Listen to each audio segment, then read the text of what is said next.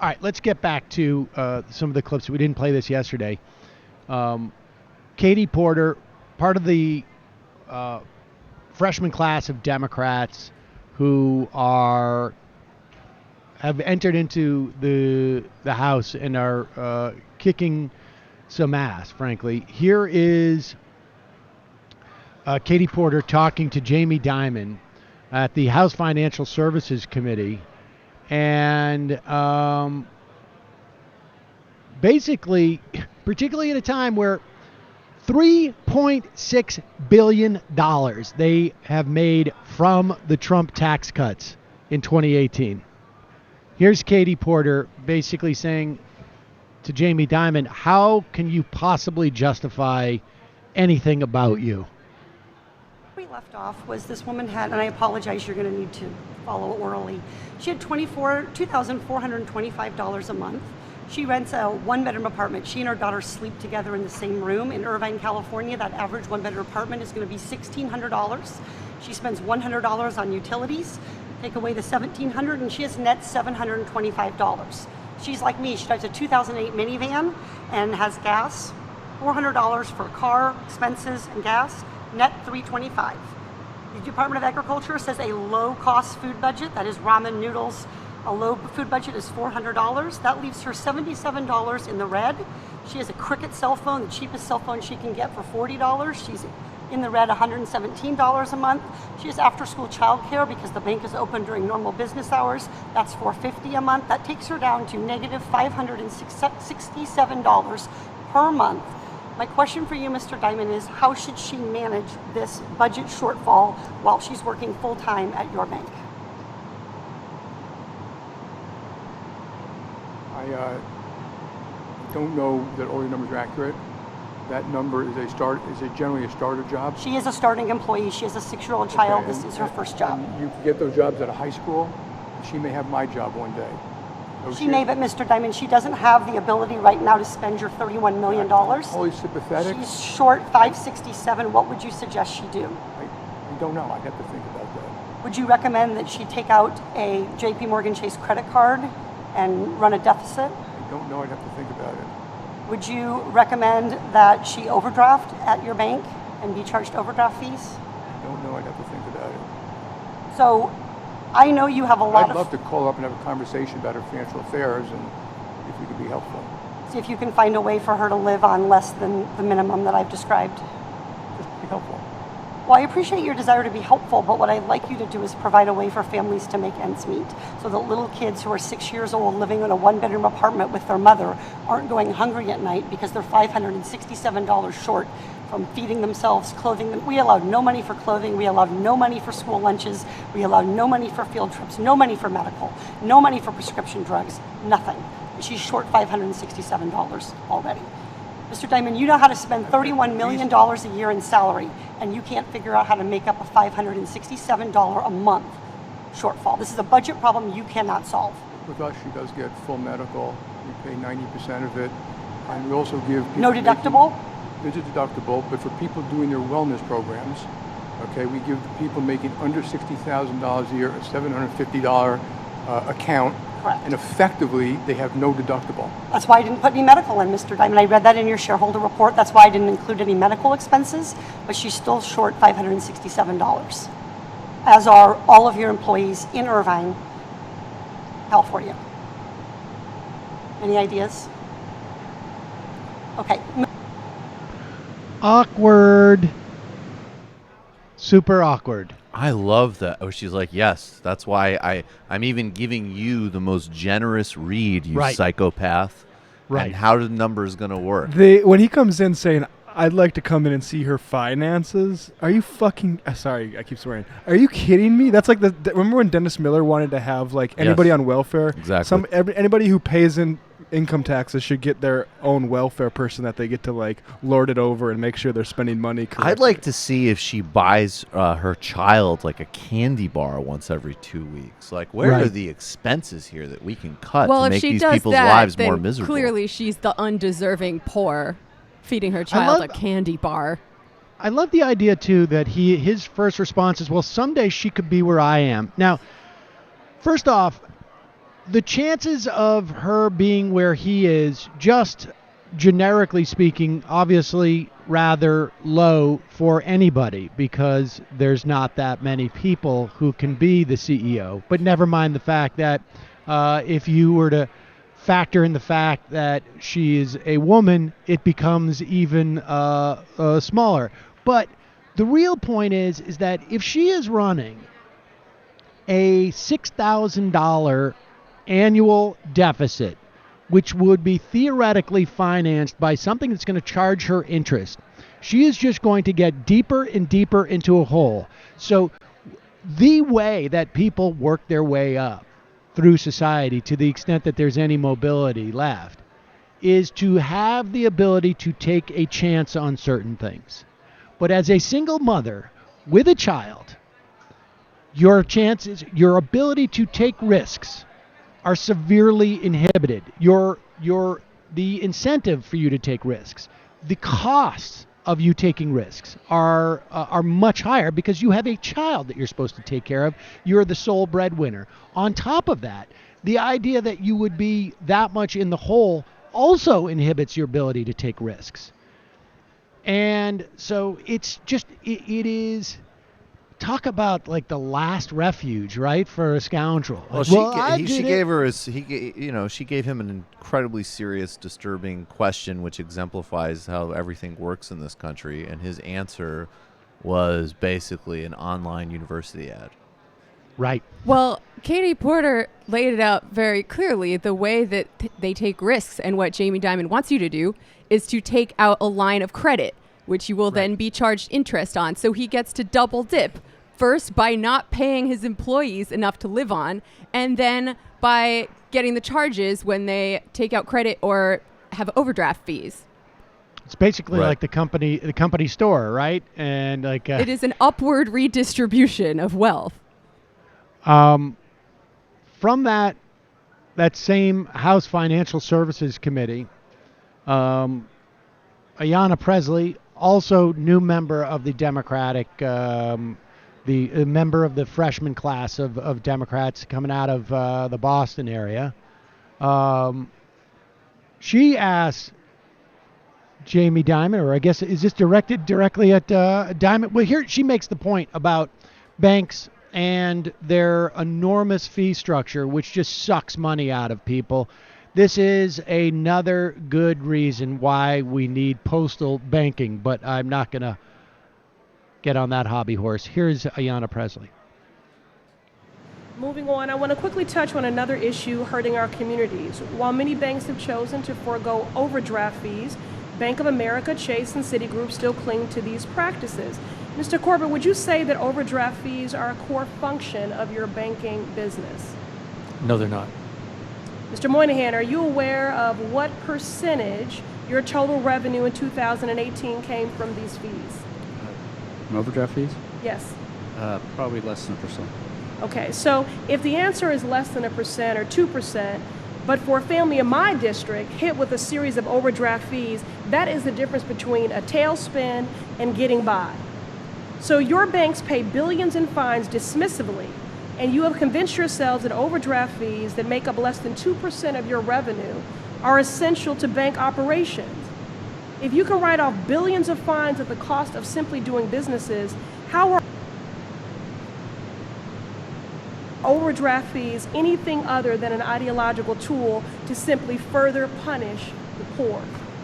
I'm appreciative of what you've shared here today relative to your community programs and development funds, but this does not shield you from criticism about discriminatory lending or the fact that many of you continue to put into practice overdraft fees, further punishing the poor. You too could be a CEO, Congresswoman. Yes. Well, someday I hope that you could be a bank executive and sit over here and see what it's like to lose 1% of your gross revenue. We have got some major bonuses. So, $3.6 billion. And it's JP not Morgan just an ideological tool. either. Like, it's very practical and material as a tool, because when poor people are immiserated, they are much easier to take advantage of. And he knows that. I would also imagine that I would also be very curious to look at how many unique people get those overdraft charges. Because I suspect that if you're starting to pay extra fees for your overdrafts, the likelihood of you overdrafting in the future goes up. So in some respects, it's like we're creating our own market. If we get them once with the overdraft fees, I'm sure they have some type of data on what the incidence of overdraft fees after you've charged the first set of overdraft fees. Yeah, it's exactly what Elizabeth Warren was talking about in her campaign ad when she says, these aren't cracks people are falling through, these are traps, right? Indeed.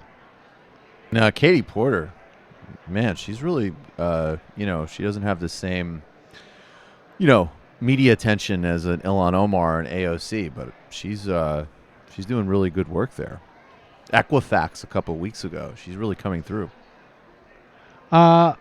Lastly, from that same House Financial Services Committee, Cindy Axne from Indiana is Iowa. Is it Iowa? She is basically asking Jamie Dimon, like, how can you justify lowering capital requirements when we are, 10 years out from a massive meltdown in the financial sector, largely because banks like yours were over-leveraged? Further, you have said in your annual letter that your biggest issue is with GSIB capital requirements. I'm assuming you'd like those to be lower, correct? They should be properly done, whatever they are. They're not properly done. You think the level is too high or too low? What are you saying? The level is too high because America just gold-plated it and changed a bunch of rules and make it hard to... So it should be, and that would mean you would want it to be lower. So if those were lower, what would you use that capital for? I agree that companies should invest to grow their businesses in their people, customers, products, or that is the number one purpose of a company. I don't like buying back stock. I prefer to invest. When you can't use capital in the short run. Just to mention, though, you said in your letter to shareholders that you had excess capital. This is reclaiming my time. For next year. You said in your letter to shareholders that you had excess capital, and that's why you're doing buybacks, because you had excess capital. So you explained to them that you were using that excess capital to put more money in the pockets of shareholders. In the short run, but as we are growing and expanding the 400 branches, we're probably coming to Iowa. We're expanding small business lending. We're expanding just about every business we have. We are starting to use that capital, and over time, I'm hoping we don't have any excess capital. Reclaiming my time, it just doesn't sound like you'll be investing that capital and making more loans or investing in your firm. It sounds to me like you're asking for lower capital requirements, which would increase the risk to the economy and, of course, to our taxpayers, just so you can buy back more stock. So I'd briefly just like to say that, we've heard a lot from banks like yours that we can just relax this regulation or just that capital requirement because we're all in better shape right now. But we're not talking just about one regulation here. We've talked about capital levels today, but I didn't even mention now that banks have to prepare their full resolution plans just once every 4 years, or the way our stress tests have been weakened. So it's not just one area. And I'd like to remind everybody the purpose of this hearing is to look back on the past 10 years, and I hope that we don't see that happen again. I'm looking out for Iowans. I love the fact that the guy is like, look, you can't hold me to the lies I've told my shareholders. Or, in other words, you can't... Congresswoman, you have no idea how difficult my job is, where I have to pretend one thing to you when I'm bound by law to publicly tell my shareholders, what's really going on. That's a tough... I'm having a thread and needle here, and you don't seem to have any appreciation for that. I'm talking to you, not my shareholders. I would so much love if he just got indignant and was like, look, I've got to be honest with my shareholders, so that makes it very difficult for me to come here in front of you. You don't seem to appreciate any of that. You don't have any empathy. And incidentally, you know what? Even though you've been a total bitch, I would like to say, I think that you too one day could become the CEO of a bank. So there. Oh, I thought liberals were really tolerant and sensitive. Oh, but I guess you're not. I thought you were interested in hearing my ideas. Clearly Oh my bigoted God. against persons of means. But I mean, this is the big lie that we hear about these. First of all, like he's arguing that the capital, he wants to lower the capital requirements so that the bank can invest more. And by invest more, what he means is loan more, get more money back on loans. Or essentially go out, and I guess because we haven't created a firewall between their commercial and their financial services, invest and buy derivatives and whatnot, leverage themselves more, gamble more, essentially, with the money that supposedly creates the stability for the institution. And we have seen time and time again, when you give corporations, particularly in this environment, more money, all they do is juice their stock value by doing stock buybacks. Same thing happened with the big tax repatriation that was supposed to, we were supposed to create all sorts of new jobs. We're going to lower their tax rates, taking money from overseas, and they all just do stock buybacks. And why do they do that? Because Jamie Dimon, his fellow C-suite executives, the board of directors, they all have big compensation packages that are directly a function of the value of the stock.